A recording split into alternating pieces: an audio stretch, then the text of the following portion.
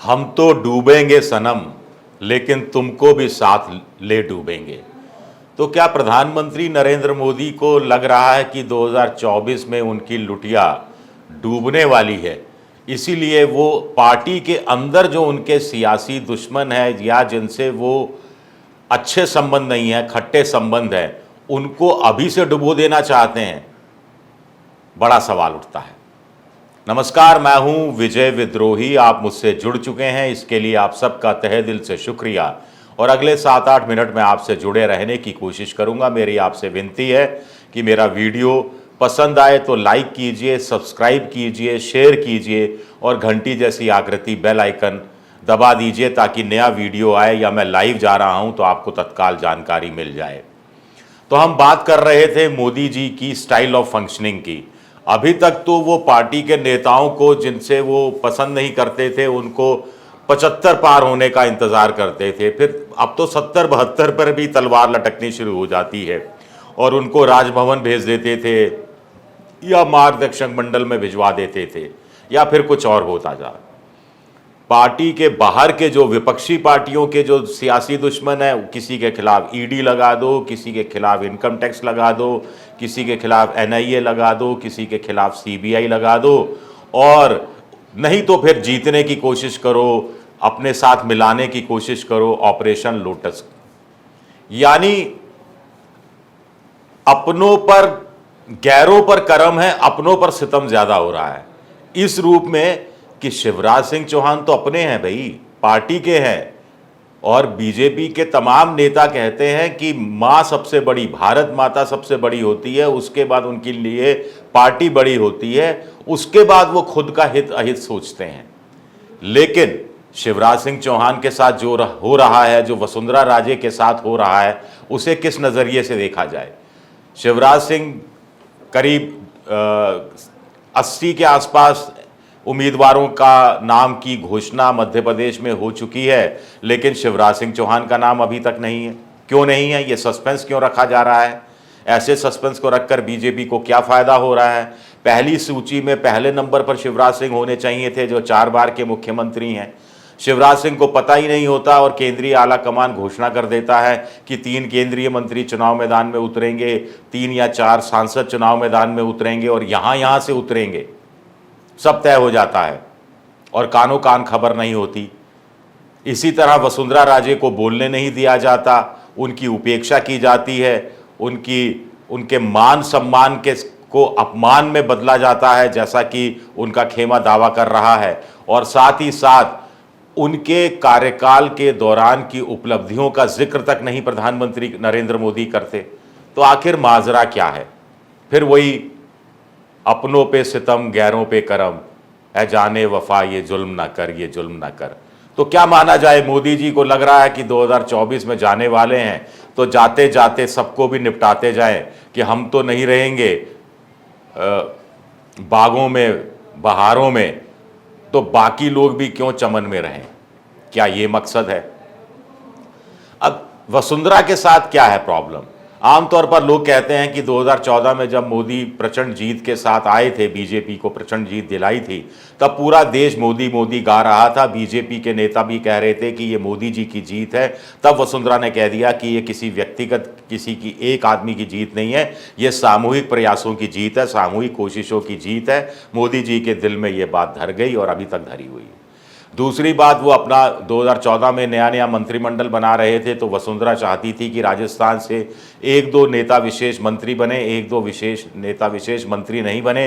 लेकिन मोदी जी दबाव में आने के लिए तैयार नहीं थे। वो कोप भवन में बैठ गई थी, बीकानेर हाउस में अपने सांसदों की, राज्य के जो सांसद हैं उनकी एक बैठक बुला ली थी और प्रेशर डालने की कोशिश की थी। मोदी जी उस दबाव में तो नहीं आए उस समय कम से कम, लेकिन मन क्या कोई खुंदक पाल के बैठ गए, कोई मतभेद हो गए, मनभेद हो गए और कोई अहम की टकराहट हो गई, ईगो का क्लैश हो गया, और जिसका सियासी बदला अब लिया जा रहा है। अब जब मोदी को लगता है कि बिना वसुंधरा के या वसुंधरा के साथ पार्टी किसी भी सूरत में राजस्थान में चुनाव जीत लेगी, भले ही 105 सीटें आए वसुंधरा के बिना या 140 सीटें आए वसुंधरा के साथ, आंकड़ा तो 101 का चाहिए।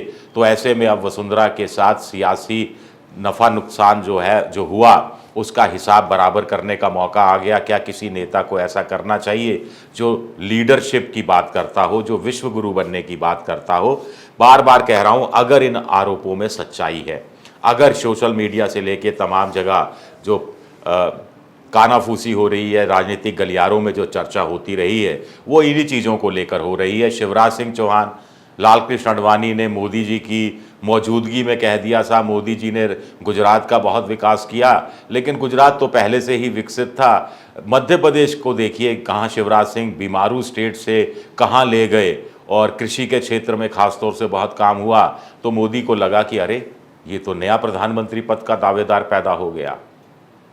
हालांकि वो झेलते रहे, क्योंकि शिवराज ओबीसी हैं और प्रधानमंत्री भी ओबीसी हैं, और उनको पता था कि ओबीसी की राजनीति बीजेपी कर रही है, और ऐसे में एक ओबीसी मुख्यमंत्री को हटाया गया तो बड़ा गलत मैसेज जाएगा, और इसका उनके लोकसभा चुनाव पर भी फर्क पड़ सकता है। मध्य प्रदेश की 29 सीटों को लेकर, तो वहाँ वो सब्र रख गए।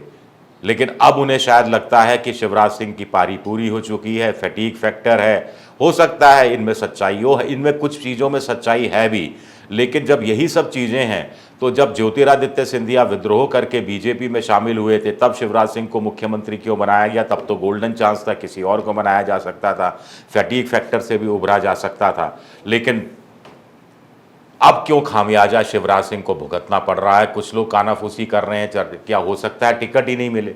इसी तरह वसुंधरा राजे के लिए कहा जा रहा है, वसुंधरा राजे के लिए कहा जा रहा है कि 3 तरह की परिस्थितियां पैदा हो सकती हैं। नंबर 1, वसुंधरा को झालरा पाटन से टिकट मिले और वो बाकायदा ट्वीट करके प्रधानमंत्री का आभार व्यक्त करें, यानी सरेंडर हो जाए, इसके साफ साफ संकेत दे दे।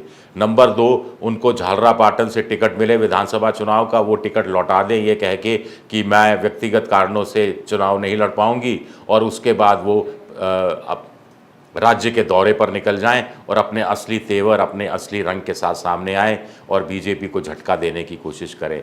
क्या कोई तीसरी संभावना, तीसरी आशंका भी है जो दोनों नेताओं को सताए जा रही है, शिवराज सिंह चौहान को और वसुंधरा राजे को, कि उनको टिकट ही नहीं दिया जाए? क्योंकि भाई जो बीजेपी आला कमान का वसुंधरा को लेकर फॉर्मूला तो यही था कि झालरा पाटन से बेटे को, दुष्यंत सिंह को चुनाव लड़वाइए, विधानसभा भेजिए, मंत्री बना ही देंगे, और झालावाड़ लोकसभा सीट से आप खुद चुनाव लड़िए। मोदी जी 2024 में तीसरी बार प्रधानमंत्री बनने जा रहे हैं, तो प्रधानमंत्री के मंत्रिमंडल में आपको शामिल कर लिया जाएगा, अच्छा पद भी दे दिया जाएगा। लेकिन वसुंधरा इस झांसे में नहीं आई।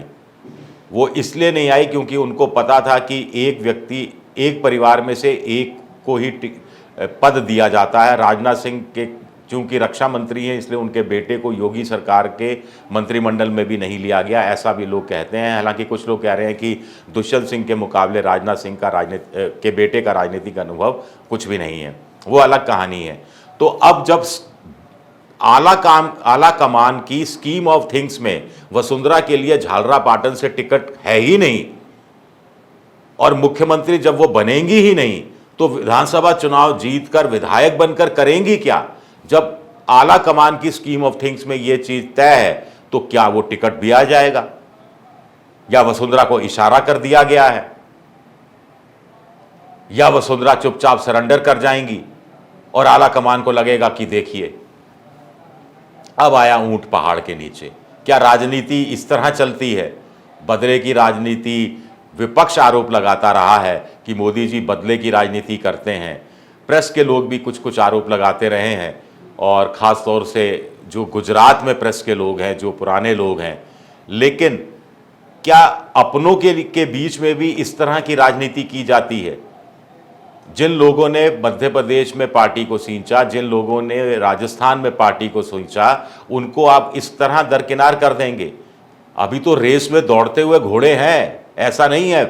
वसुंधरा राजे भी पूरी तरह से एक्टिव हैं, जनता के बीच में हैं, अभी पिछले 1 साल से बहुत सक्रिय भी हैं, पार्टी को जिताने की क्षमता भी रखती हैं, 25-30 सीटें उनकी जेब में रहती हैं, हर जगह उनके समर्थक हैं, पार्टी के काम ही आएंगी, विधानसभा चुनाव में भी काम आएंगी, लोकसभा चुनाव में भी काम आएंगी। लेकिन एक बार आंखें दिखा दी, 2 बार आंखें दिखा दी, अभी परिवर्तन संकल्प रैली के दौरान घर बैठ गई, और ये बात बुरी लगी, इस कदर बुरी लगी कि क्या टिकट कटने की नौबत आ रही है या फिर उनका टिकट नहीं काटा जाएगा क्योंकि वो बहुत बड़ी चीज़ हो जाएगी और वसुंधरा को उकसाने के लिए ट्रिगर पॉइंट का काम करेगी। तो इससे क्या आला कमान बचना चाहेगा और उनके समर्थकों के टिकट काटेगा?